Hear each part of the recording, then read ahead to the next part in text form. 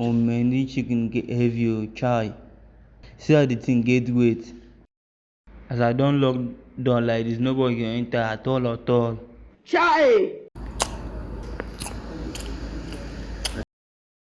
Oh man, this chicken too sweet oh.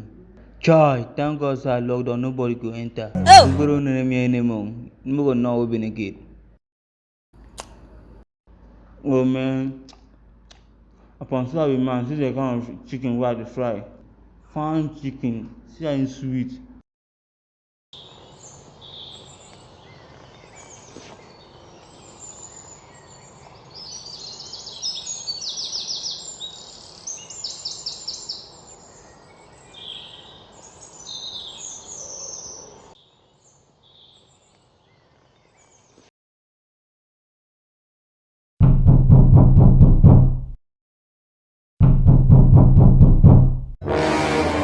Now they disturb me now, now they knock for that door. Na me o, Oga Jabez, your neighbor. Na me. Go back after we will see. I just come this morning now. May we discuss small business together now. If you open, make I enter.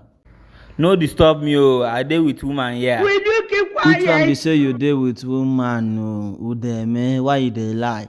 Which time wey woman come this house wey I no see am? Which one be say you dey with woman? Abi na because of the chicken wey you dey fry, wey you dey chop inside house? No chicken dey here, na my girlfriend dey here. Will you keep Because me, I quiet? just dey perceive chicken as I dey here. And chicken sef follow for the reason wey I come visit you this morning o. You say we perceive with chicken. Abeg get out from there. Abeg. No insult me because of chicken. No insult me because of small chicken. Don't try it. E say no be chicken wey I dey perceive. No wahala, na air fresher. Na air fresher I dey perceive. Na air fresher chicken flavour I dey perceive. No wahala now. No wahala.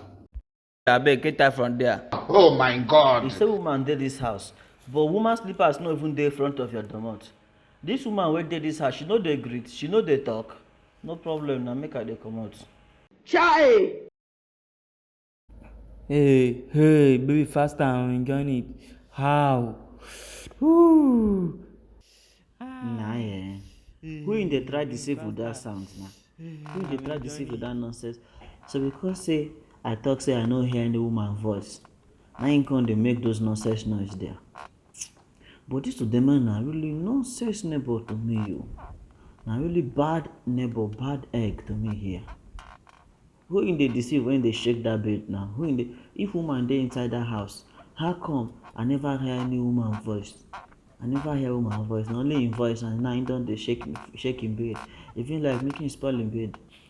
Or because you know say if I enter the house, I go beg am that chicken in the fry. Or because you know say I go beg am chicken. Na him make you dey do all these things. No problem. I know wetin I go do. I go hide for this side of this door. Make I see if you no go come out for this house. When him come out, I go catch am red-handed. Make I see the woman wey dey inside this house.